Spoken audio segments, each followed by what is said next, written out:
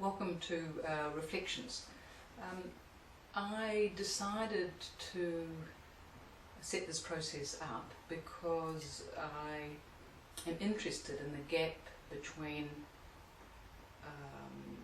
what I've articulated in books and what I'm attempting to do in teaching, and the way people have interpreted those ideas and practices, the gaps. So this gap, which is pretty inevitable, is very intriguing, and it often leads me, when I notice these gaps, leads me to consider or reconsider some of the descriptions I've used, or the steps, the practical steps I've articulated to get from one place to another.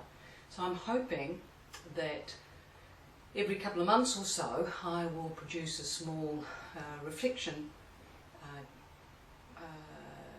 tape that may be helpful to people attempting to learn the sort of work I do, clinical work I do. So I'm going to start today with something that's been intriguing me for a while, and that is when I look at people's transcripts or listen to their work, I notice that inevitably people, that's therapists and counsellors, are orientating themselves toward making their own discoveries. So it's a wee bit like as they're talking with somebody or with a couple or a family, the therapist makes a discovery and then it moves on in the conversation as though that discovery is true. So rather than exploring that discovery, people have a bit of an aha experience and then move on. So when I look at transcripts or tapes, what people appear to be doing as therapists are collecting information rather than facilitating a process where everybody is making discoveries together. Now, so even though I say that, and most people who are looking at this will very quickly say, well, yes, I really want to make discoveries with the people I'm working with, the practice of this is very difficult, and in fact most of our training and orientates us toward collecting information, and most institutions orientate us toward collecting information. So therapists, practitioners are surrounded by the pressure to know. You know, it's you need to know, or the practitioner needs to know what's happening and then acts on that knowledge, versus the practitioner has an idea and they turn that idea into an inquiry process. That is probably universally absent from most of the material I'm watching or looking at. It doesn't matter which therapeutic, which model, it's across the board. People are listening sometimes for particular ideas that they can latch on to according to the model, that whatever model they're using. They're often not listening for broad-ranging listening for opportunities to research differences and research or even make, which is a big it's an important issue for me, to not only discover resources, to actually make a resource through the conversational process in the present moment. So that orientation, I want to focus on one particular area that's absent in much of the work I've been looking at, and that is the taking the opportunity to draw threads of the conversation, the discovery process, together. To do that ongoingly throughout an interview process. It's almost, again, universally absent from most of the work that I see. Sometimes people will summarise at the end of a session, and usually that summary incorporates perhaps the last 10 minutes of the session. So there's a lot of other material that a lot of the parts of the conversation are not brought into that summary. So that's what's highlighted, and in a way that's what remains, that's what people are left with. So I'm going to talk a little bit about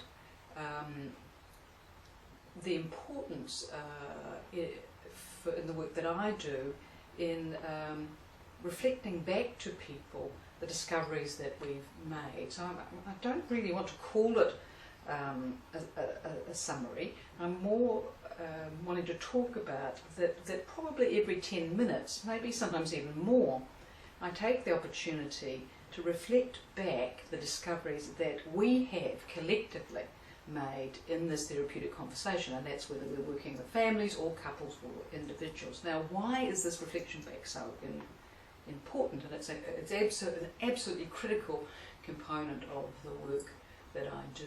It's important for these reasons. Firstly, when I'm reflecting back to people the discoveries that we've made, I'm reflecting back using relational expressions. So as I reflect back, this acts as a positioning tool, not just for the people I'm working with, but also for me. So the relational expressions, again, move us all to that mountaintop perspective. And when I'm there with the people I'm working with, I get a sense of perspective that allows me to wonder, gosh, I know about this area, but what about that area? Or I wonder what the history of this idea or this practice is. Or I wonder how much this self-blame is connected to the early loss of a parent. It could be a myriad of possibilities. So when I'm there, I often talk to people about slowing the process down. And now what I think, when I say slow it down, what I mean by that is when you reflect back in this form, by using relational expressions, you, that's the therapist, the practitioner, is also getting a perspective that gives us the time to consider or reconsider the contextual environment that is impacting on this individual or this family or this couple. So that's the first thing, first advantage of this reflecting back process. The second is pretty easy to understand, and that is, as we're reflecting back, we're checking in with people. Is this making any sense to you? Is this what stood out for you?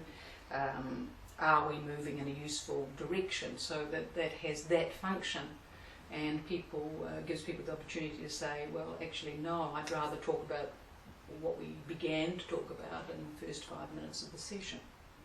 So that's a checking in process.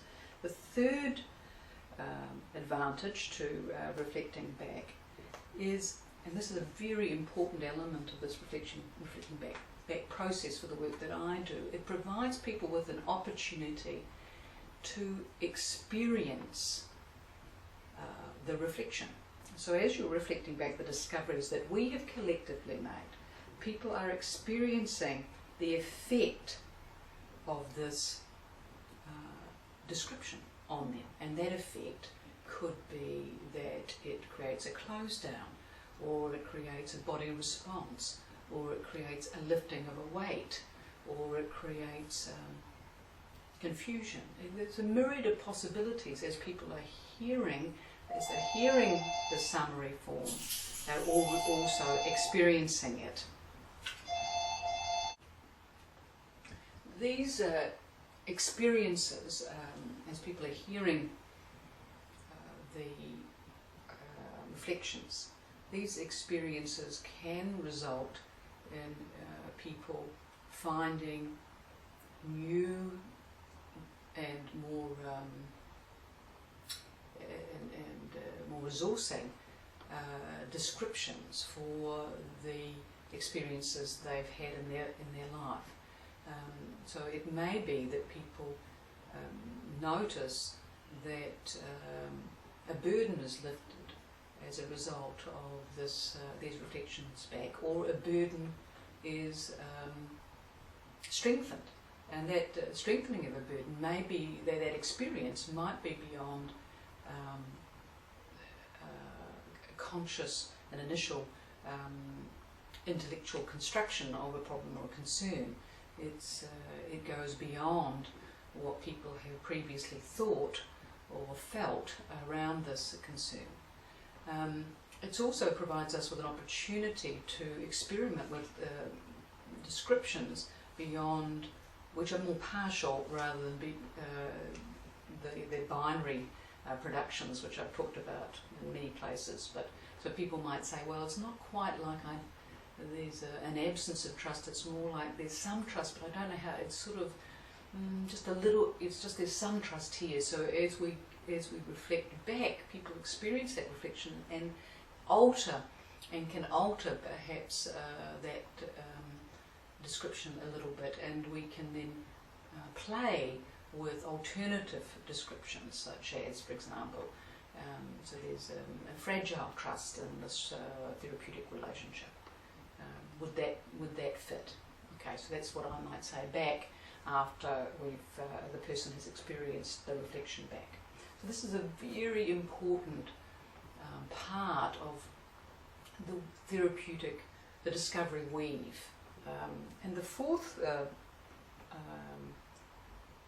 component of the reflection back is that we're beginning to establish a narrative platform, a new narrative platform from which participants can move. So as we reflect back, what we're doing is creating it, we're making sense of making discoveries, we're making sense of those discoveries by using a narrative format. I'm not talking about narrative therapy here, I'm just talking about drawing the threads of the conversation together so they're making sense. And we're creating a platform, and from that platform, we can move. People can move. And so by the end of the session, as we're drawing some of those threads together, there's an opportunity for quite a comprehensive reflection back, and that provides the material for a therapeutic letter or a therapeutic reflection that people can take away with them.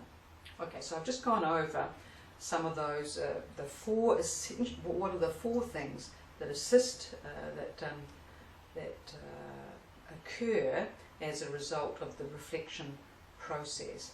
Now, people have said to me, well, how can I make myself do this? And that's a hard question, but one of the ways you could help yourself do this is to really require that every 10 minutes, every 15 minutes, you will do a reflection back process.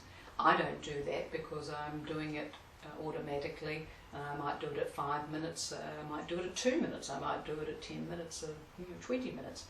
It depends on the material that I'm bringing, that we're discovering, and how much of that new information we're bringing forward. But to learn this process, it may be easier to learn it by saying to yourself, well, let's do it I'm going to do this every 10 minutes. And the more that you practice this in session, the easier it will become. If it's too hard to do it in session, then the practice needs to be out of session. But if there's no practice around this, it just won't happen. This is the first reflection process, and I'm going to stop there.